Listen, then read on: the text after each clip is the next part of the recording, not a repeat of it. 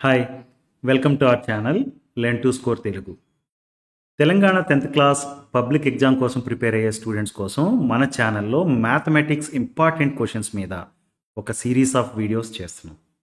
ఈ సిరీస్లో వచ్చిన వీడియోస్ అన్నీ చూడండి అండ్ డిస్కస్ చేసిన క్వశ్చన్స్ను తప్పనిసరిగా నేర్చుకోండి so that you can score well in the public examination. Videos నచ్చినట్టయితే ఫ్రెండ్స్కి తప్పనిసరిగా షేర్ చేయండి అండ్ మన ఛానల్ని సబ్స్క్రైబ్ చేయండి. Okay, thank you.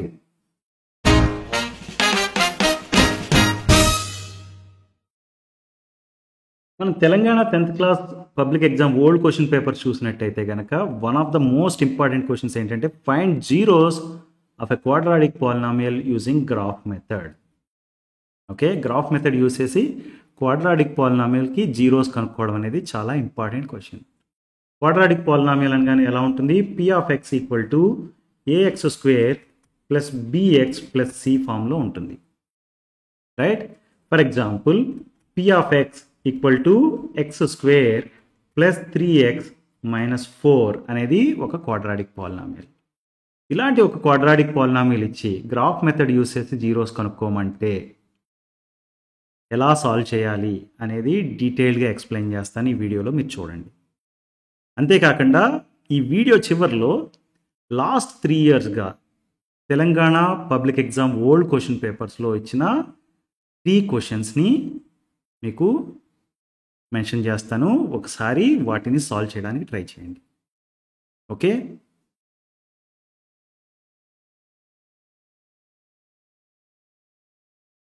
Draw the graph of p of x equal to x square plus 3x minus 4 and find its zeros. మనకి ఎప్పుడైనా graph paper use చేయమన్నారు అంటే కనుక first we have to create a table, right? ఆ టేబుల్లో different values of ఎక్స్కి x value different values తీసుకుని p of x value ఎంత అనేది కనుక్కోవాలి, రైట్? ఇలా టాబ్యులేట్ చేయాలి. డిఫరెంట్ వాల్యూస్ ఆఫ్ ఎక్స్ తీసుకుని పి ఆఫ్ ఎక్స్ వాల్యూ కనుక్కుంటే మనకి ఒక టేబుల్ వస్తుంది. అయితే ఇక్కడ క్వశ్చన్ ఏంటంటే ఎక్స్ వాల్యూ ఏం తీసుకోవాలి? 0 to 10 తీసుకోవాలా, 10 to 15 తీసుకోవాలా, -5 to 5 తీసుకోవాలా? ఇలాంటి డౌట్ ఉంటుంది కదా. ఈ డౌట్ని అడ్రస్ చేయడానికి నేను ఒక సింపుల్ ట్రిక్ చెప్తాను. మీకు క్వాడ్రాటిక్ ఈక్వేషన్ తెలుసా? A x square plus b x plus c equal to 0 అనే ఫామ్లో ఉంటుంది, రైట్? అదే క్వాడ్రాటిక్ పాలినామియల్ చూసామనుకోండి, a x square plus b x plus c అని మాత్రమే ఉంటుంది. రెండింటి మధ్య డిఫరెన్స్ ఏంటి? ఈక్వల్ టు 0 ఉందా లేదా అనేదే డిఫరెన్స్, రైట్? క్వాడ్రాటిక్ ఈక్వేషన్స్కి సొల్యూషన్స్ వచ్చి రూట్స్ అంటాం, క్వాడ్రాటిక్ పాలినామియల్ సొల్యూషన్ని జీరోస్ అంటాం, రైట్? క్వాడ్రాటిక్ ఈక్వేషన్కి రూట్స్ కనుక్కోవడానికి మనకి క్వాడ్రాటిక్ ఫార్ములా తెలుసు. అదేమని చెప్తుంది? X equal to minus b plus or minus square root of b square minus 4ac divided by 2a. దీని క్వాడ్రాటిక్ ఈక్వేషన్కి అప్లై చేస్తే వచ్చేది రూట్స్. అదే దీ ఫార్ములాని క్వాడ్రాటిక్ పాలినామియల్కి అప్లై చేస్తే వచ్చేవి zeros, right? So now let's take this polynomial.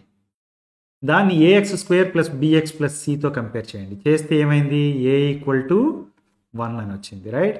B equal to 3 అని వచ్చింది and C equal to -4 అని వచ్చింది. ఇది ఇంపార్టెంట్. దీన్ని ఈ ఫార్ములాలో సబ్స్టిట్యూట్ చేస్తే minus b plus or minus square root of b square అంటే 3 square minus 4 times a times c divided by 2 times a, right? దీని ఏమని రాయొచ్చు? -3 plus or minus square root of b square that is 3 square అంటే 9 minus 4 into -4 అంటే ఇదేమైంది? +16 అయింది divided by 2. దీని ఏమని రాయొచ్చు? -3 plus or minus square root of 25 divided by 2 అంటే this is -3 plus or minus 5 divided by 2. Plus తీసుకున్నాం అనుకుందాం, అదేమైంది? -3 plus 5 divided by 2 this is +2/2 that is equal to 1. 1 అనేది one of the zeros of this quadratic polynomial. Minus తీసుకున్నాం అనుకుందాం, ఇదేమైంది? -8/2 that is equal to -4. Quadratic పాలినామియల్కి మనం zeros already కనుక్కున్నాం ఈ మెథడ్ వాడి 1 and -4. These are the zeros, right?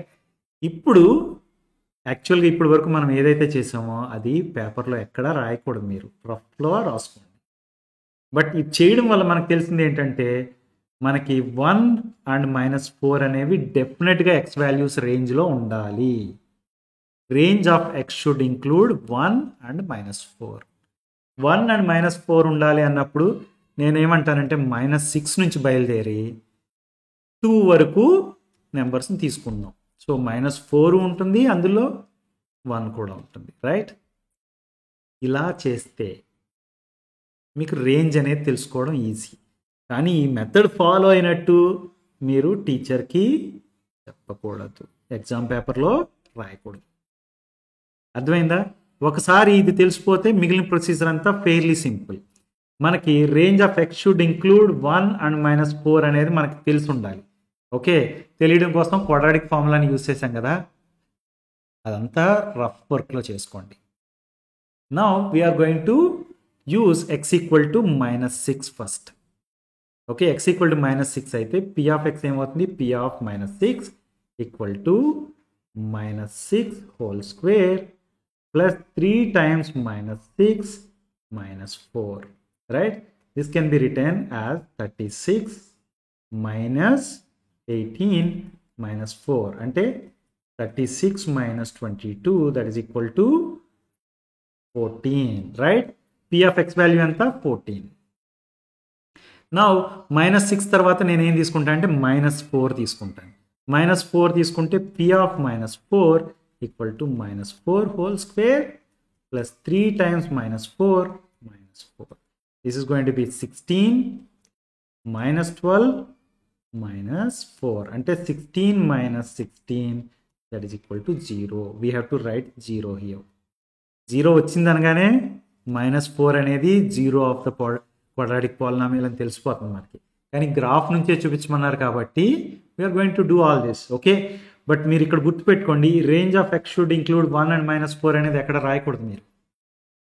మీకు X range ఎలా తీసుకోవాలి అనేది చెప్పడం కోసం నేను ఆ షార్ట్ కట్ చెప్పాను. ఓకే, నెక్స్ట్ -2 తీసుకుందాం ఎక్స్ వాల్యూ. అప్పుడు ఏమైంది? p of -2 equal to -2 whole square plus 3 times -2 -4. This is going to be 4 minus 6 minus 4. This is 4 minus 10. That is equal to -6. Let's write that. The next one is 0. If you take 0, p of 0 ఏమవుతుంది అంటే this is 0 square plus 3 times 0 minus 4. This is going to be 0 minus 4. That is equal to -4. Let's note that. Next value 2 తీసుకుంటాం. 2 తీసుకుంటే p of 2 equal to 2 square plus 3 times 2 minus 4. This is 4 plus 6 minus 4. This is equal to 6. మనకి table వచ్చేసింది, right? ఇప్పుడు graph paper తీసుకోవాలి. మనం graph paper తీసుకుని we're going to plot, right? Graph paper మీద నేను ఏం చేస్తానంటే -6 నుంచి ఎక్స్ వాల్యూ +2 వరకు ఉంది కాబట్టి ఇది 0, ఈ పాయింట్ 0 అనుకుంటే -1 -2 -3 -4 -5 -6 -7 0 1 2 3 ఇలా తీసుకున్నాను. y వాల్యూ చూడండి 14 నుంచి -6 వరకు ఉన్నాయి, రైట్? నేనేం చేస్తానంటే దిస్ ఇస్ +5, దిస్ ఇస్ 10 15 20 అని తీసుకుంటాను.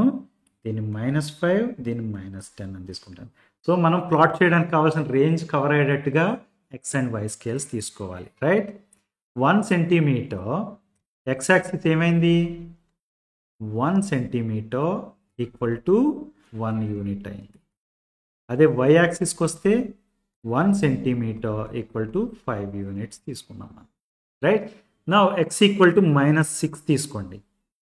వై వాల్యూ ఎంత? 14, రైట్? అంటే ఎక్కడో పాయింట్ పెట్టాలి. ఎక్స్ ఈక్వల్ టు -4కి వై వాల్యూ 0 అంటే ఇక్కడో పాయింట్ పెట్టాలి.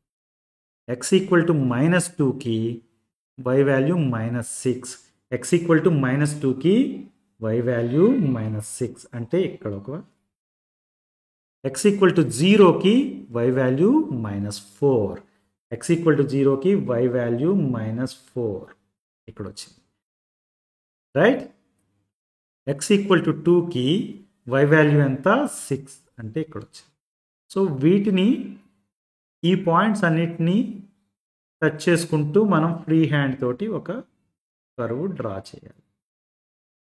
ఈ కర్వ్ డ్రా చేస్తే మీరు చూడండి x equal to -4 and x equal to 1 దగ్గర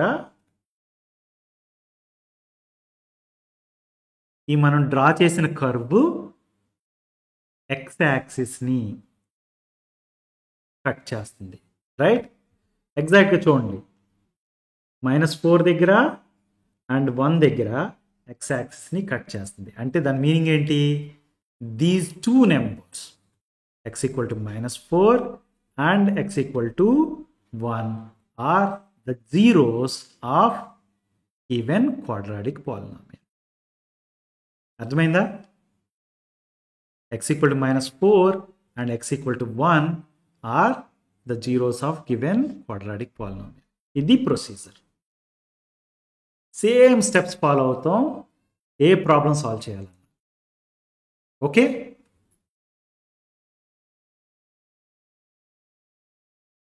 మనం తెలంగాణ పబ్లిక్ ఎగ్జామ్లో లాస్ట్ 3 yearsగా ఇచ్చిన క్వశ్చన్స్ చూస్తే draw the graph of quadratic polynomial p of x equal to x² plus x - 12 and find the zeros of the polynomial from the graph అని ఇచ్చారు. ఇది 2024లో ఇచ్చిన క్వశ్చన్. 2023లో చూస్తే కనుక పాలినామియల్ మారింది.